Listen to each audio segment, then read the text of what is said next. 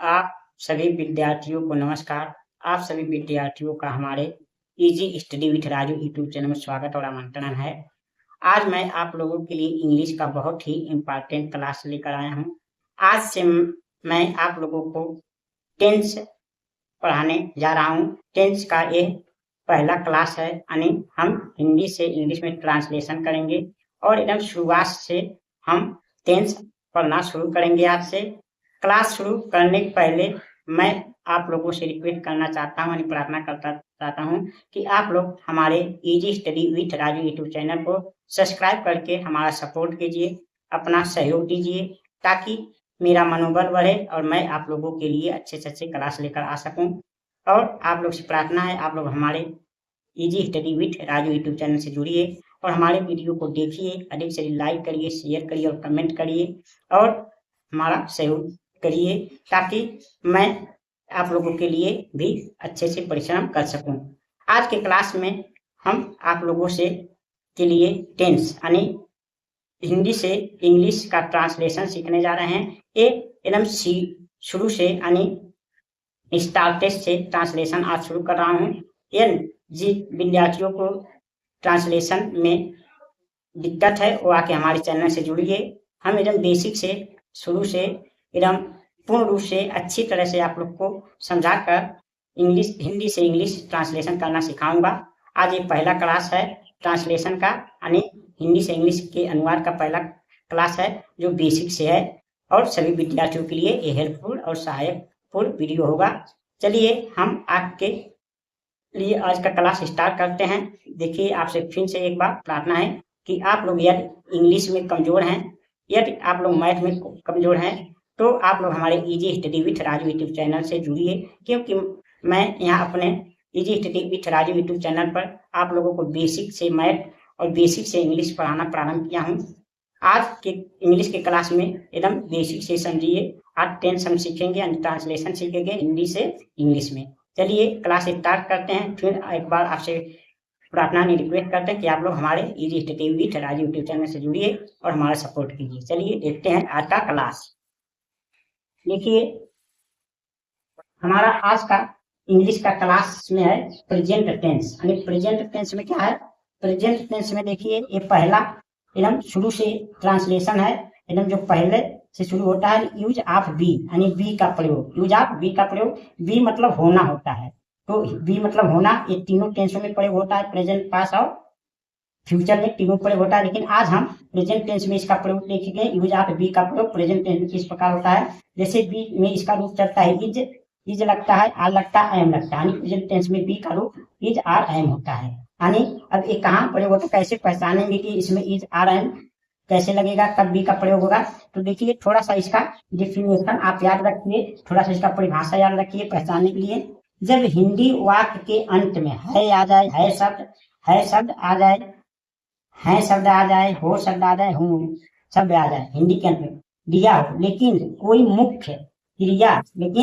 मुख्य क्रिया man word न दिया हो, यानी वाक्य में कोई मुख्य क्रिया नहीं मैन वर्ड ने दिया हो। मुख्य क्रिया नहीं मैन वर्ड क्या होता है? जैसे राइट माने लिखना, रीड माने पढ़ना, गो माने जाना, कम माने आना, यानी पढ़ना, लिखना, उठना, बैठना, भागना, ये सब क्रिया मैन वर्ड ना दिया हो, तो उन वाक्यों में हम इज आर और एम का प्रयोग करते हैं। तो उन वाक्यों हम इज आर एम का प्रयोग करते हैं। इसे आप एक बार याद रखिए पहचाने के लिए हम इज आर एम कहाँ प्रयोग करें, यानी यूज ऑफ बी का is are am present tense के रूप में कहाँ प्रयोग करें। आप ये याद रखेंगे कि अंत में है हो, हो या हु हो, लेकिन उसमें कोई मैन वर्ड ना दिया हो। मैन वर्ड जैसे लिखना, पढ़ना, उठना, खाना, पीना, सोना, भागना, ये सब ना दिया हो, तो समझिए सिंपल प्रेजेंट टेंस भी इसे कह सकते हैं। ये सिंपल प्रेजेंट टेंस होता है, यानी जिसमें क्रिया नहीं दिया हो उसमें हम इज आर एम का प्रयोग करते हैं। अब देखिए, पहला क्या है? एक वचनकर्ता के साथ, यानी सिंगुलर, SINGULAR, यानी सिंगुलर सब्जेक्ट के साथ क्या लगता है? इज का प्रयोग करते हैं। सिंगुलर सब्जेक्ट यानी रूल नंबर पहला, एक वचनकर्ता यानी सिंगुलर सब्जेक्ट के साथ क्या प्रयोग करते हैं? इज। अब सिंगुलर सब्जेक्ट क्या क्या होता है?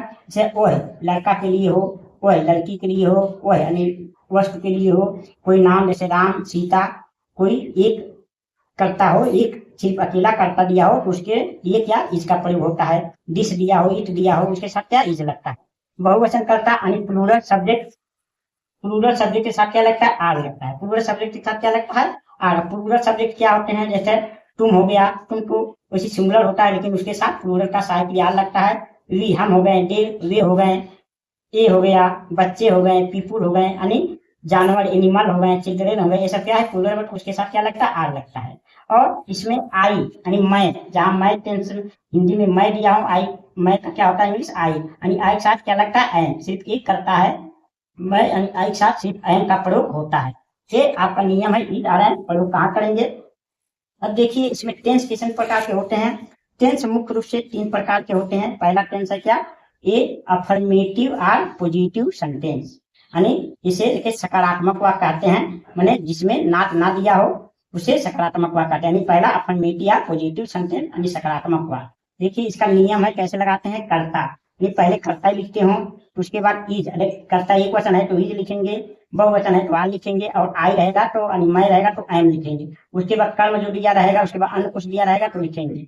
इंग्लिश में इसे आप यस यानी सब्जेक्ट प्लस इज या आई एम, आर या एम प्लस ऑब्जेक्ट अंतर का प्रयोग कर सकते हैं। फार्मूला आप याद रखेंगे, यही फार्मूला के हिसाब से लगेगा। अब देखिए देखते हैं एग्जाम्पल कुछ इसके, यानी अफर्मेटिव या पॉजिटिव सेंटेंस के कुछ एग्जाम्पल देखते हैं। देखिए एग्जाम्पल में क्या दिया है, वो एक अच्छा खिलाड़ी है।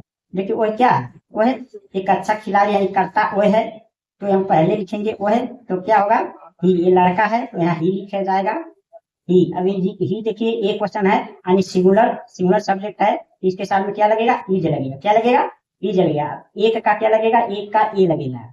अच्छा का क्या लगेगा, गुड, गुड। और प्लेयर मीन्स क्या होता है, खिलाड़ी होता है, प्लेयर में क्या होता है, खिलाड़ी। ये हमारा यानी वो एक अच्छा खिलाड़ी है तो he is a good player. वो एक किसान है, ही इज ए फार्मर। वो एक चपरासी है, ही इज ए पियून। ऐसे कोई भी वाक्य हो आप ऐसे लगा सकते हैं, यानी हिंदी से इंग्लिश में ट्रांसलेशन कर सकते हैं, अनुवाद कर सकते हैं।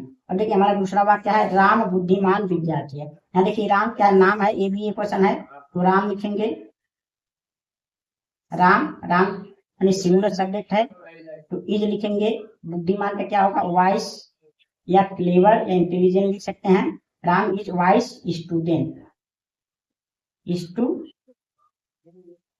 मीन्स विद्यार्थी। वैसे राम बुद्धिमान विद्यार्थी तो Ram is a vice student, वह एक बुद्धिमान विद्यार्थी है, ही इज वाइस स्टूडेंट। कोई भी टेंस ऐसे आप बना सकते हैं। अब देखिए हमारा तीसरा उदाहरण क्या है, तुम गरीब किसान हो, तो तुम क्या है, यू, यू तो वैसे सिंगुलर सब्जेक्ट होता है लेकिन इसमें प्लूरल हेल्प हो सहायक क्रिया रहता है, इसलिए इसके साथ में क्या लगेगा, आर लगेगा। आर पुअर का क्या होता है, गरीब, पुअर फार्मर, फार्मर का किसान। तो तुम गरीब किसान हो तो यू आर पुअर फार्मर होगा। इस प्रकार तुम गरीब आदमी हो, तुम गरीब बच्चे हो, तुम गरीब लड़के हो, कुछ भी हो, तो इस प्रकार से आप बना सकते हैं। मैं तुम्हारा मित्र हूँ, तो मैं क्या है, मैं का आई होता है, आई आई साथ क्या लगेगा, आई लगता है हमेशा। जहां मैं लगेगा, मैं का आई आई साथ से क्या लगता है, आई एम योर, योर माने तुम्हारा, योर फ्रेंड लगेगा यहाँ,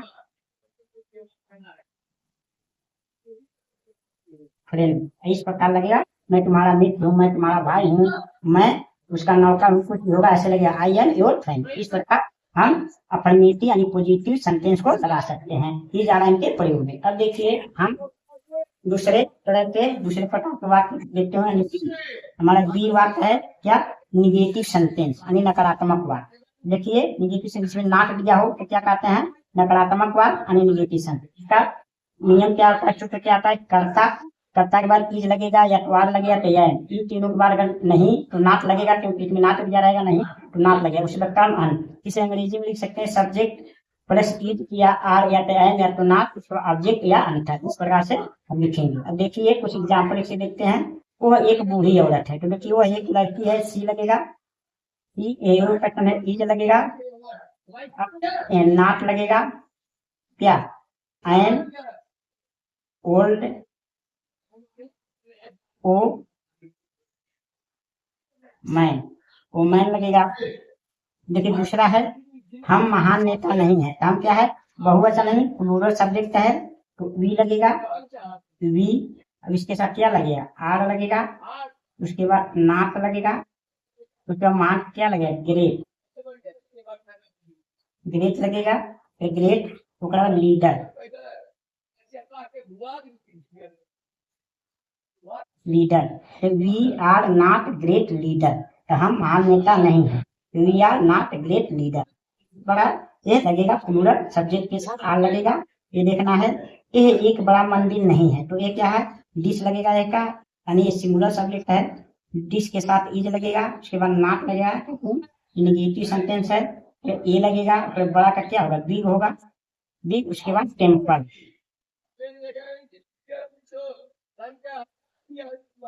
टेम्पल, तो ये एक बड़ा मंदिर नहीं है, तो this is not a big temple होगा। मैं धनी आदमी नहीं हूं, तो क्या रहेगा, अब मैं धनी आदमी नहीं तो आई रहेगा, आई के साथ क्या लगेगा आई में लगेगा। उसके बाद नाट लगेगा, उसके बाद रीच, उसके बाद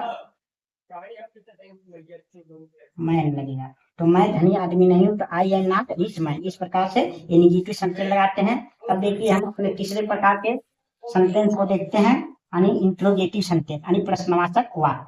ये प्रश्नवाचक हमेशा दो प्रकार के होते हैं। पहला WH वाले प्रश्नवाचक वाक्य, तो इसका फॉर्मूला क्या होगा, WH शब्द पहले लिखाएगा, उसके बाद एक क्वेश्चन यानी सिंगुलर सब्जेक्ट रहेगा तो ही, अगर प्लूरल सब्जेक्ट बहुवचन रहेगा तो आर, यदि आई रहेगा मैं रहेगा तो एम लगेगा, उसके बाद कर्ता, उसके नाट, उसके बाद कर्म, उसके बाद अन्न लगेगा और प्रश्नवाचक चिन्ह अंत में लगेगा।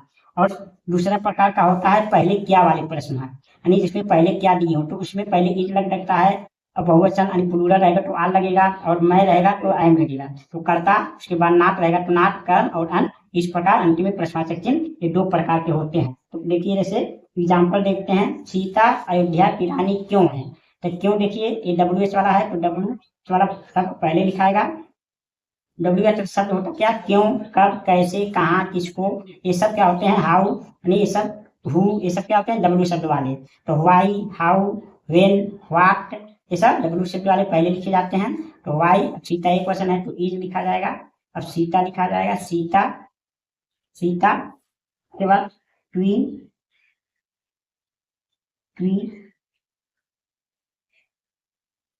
Queen of Ayodhya, queen of Ayodhya,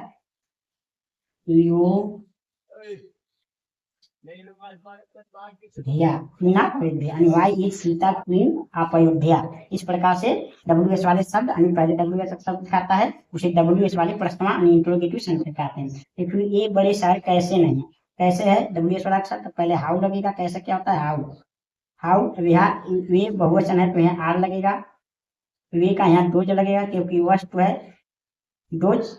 और उसके बाद नाक दिया है तो नाक लगेगा, उसके बाद बड़े का बिग, उसके बाद शहर का सिटी या टाउन आप लिख सकते हैं, और प्रश्नवाचक चिन्ह लगाएंगे। तो वे बड़े शहर कैसे नहीं है तो how are those not big city, या तो लिख सकते how are those not big town. इस प्रकार से लिखा जा सकता है।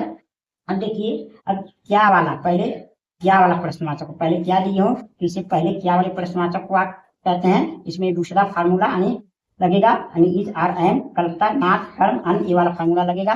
तो पहले क्या वाला प्रश्नवाचक का यानी पहले क्या वाले यानी यस नो वाले क्वेश्चन इसे कहते हैं। इंग्लिश में यस नो वाले क्वेश्चन यानी इंट्रोगेटिव क्वेश्चन कहते हैं। क्या मैं भारतीय नहीं हूँ, तो क्या एम है पहले, तो आई है तो पहले एम लगेगा, आई यानी एम आई, क्या मैं भारतीय नहीं हूं तो पहले एम लगेगा, फिर आई लगेगा, एम आई नॉट भारतीय का इंडियन, इंडियन प्रश्नवाचक चिन्ह। क्या मैं भारतीय नहीं हूँ, क्या मैं अच्छा लड़का नहीं हूँ, क्या इस प्रकार से कोई भी चिन्ह रहेगा तो क्या पहले रहेगा आई साथ टाइम लगेगा। अगर कोई बहुवचन करता रहेगा तो पहले आर लगेगा, अगर कोई एक वचन सब्जेक्ट यानी रहेगा तो पहले इज लगेगा। जैसे यहाँ देखिए क्या चिड़िया सुंदर होती हैं, तो बहुवचन चिड़िया बहुत बात है तो आर लगेगा यहाँ। इसके बाद बर्ड,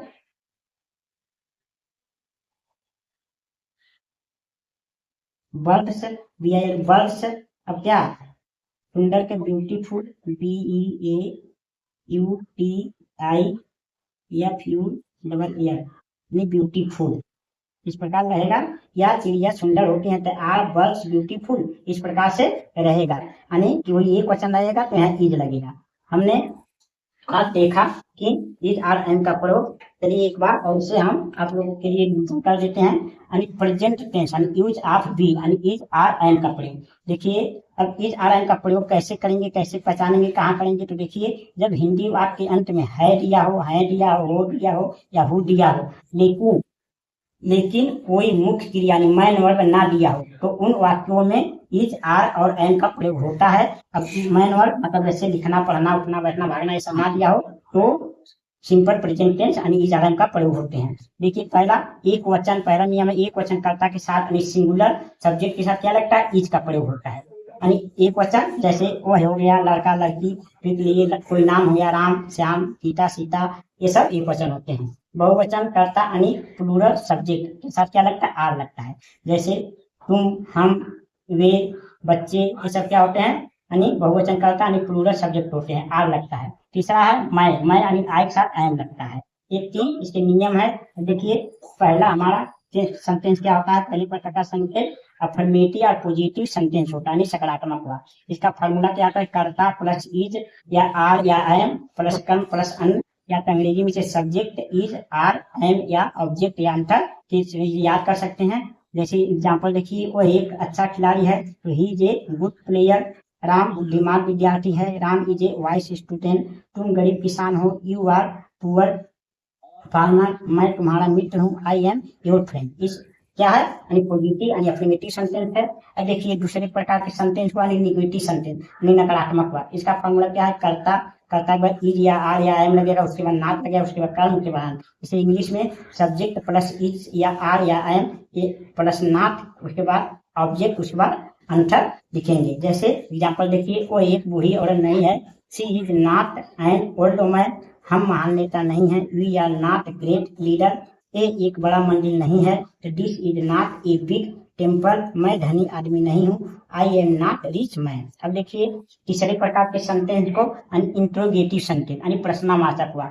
ये दो प्रकार के होते हैं। प्रश्नवाचक वाक्य हमेशा क्या होते हैं, दो प्रकार से। पहला क्या होता है, WH वाले प्रश्नवाचक वाक्य, यानी जो पहले WH से शुरू होते हैं। जैसे WH पहले लगेगा, यानी WH का क्या होता है, जैसे क्यों दिया हो, कब दिया हो, कैसे दिया हो, कहाँ दिया हो, कौन दिया हो, ये सब क्या होते हैं, WH से शुरू होते हैं। तो वाई WH प्लस इज लगेगा, या तो वार या तो एन, उसके बाद कर्ता लगेगा यानी सब्जेक्ट लगेगा, उसके बाद नाश, उसके बाद कर्म यानी ऑब्जेक्ट लगेगा, उसके बाद अन्य यानी अंतर लगेगा। और दूसरे प्रकार का होता है पहले क्या वाला प्रश्नवाचक हुआ। पहले क्या वाले में पहले इज लगेगा, या तो आर लगेगा, या तो एम, उसके बाद कर्ता यानी सब्जेक्ट लगेगा, उसके बाद नाट लगेगा, उसके बाद कर्म यानी ऑब्जेक्ट, उसके बाद अन्य यानी अंतर लगेगा। देखिए जैसे एग्जाम्पल दिया, सीता अयोध्या की रानी क्यों है, तो why is Sita queen of Ayodhya. वे बड़े शहर कैसे नहीं है, how are those not big city. क्या मैं भारतीय नहीं हूँ, देखिए क्या वाला प्रश्नवाचक वाक्य है। तो क्या में अगर एक वचन रहेगा तो पहले इज लगेगा, अगर बहुवचन रहेगा तो पहले आर लगेगा, अगर मैं रहेगा यानी आई तो एम लगेगा। तो देखिए क्या मैं भारतीय नहीं हूँ, एम आई नॉट इंडियन। क्या चिड़िया सुंदर होती हैं, आर बर्ड्स ब्यूटीफुल। इस प्रकार से हम यानी सिंपल प्रेजेंट टेंस का हिंदी से इंग्लिश में ट्रांसलेशन करते हैं। यदि आप लोगों को यह ट्रांसलेशन का पहला क्लास पसंद आया हो, आप लोग को अच्छा लगा हो, तो आप फिर से रिक्वेस्ट है कि आप हमारे वीडियो को अधिक से लाइक करिए, शेयर करिए और कमेंट अवश्य करिए। और हमारे easy study with Raju YouTube channel को सब्सक्राइब करके अपना प्रेम भरा सहयोग दीजिए। अब हम मिलेंगे आपसे अगले वीडियो में अगले ट्रांसलेशन के क्लास के साथ। तब तक के लिए आप लोगों को बहुत बहुत धन्यवाद।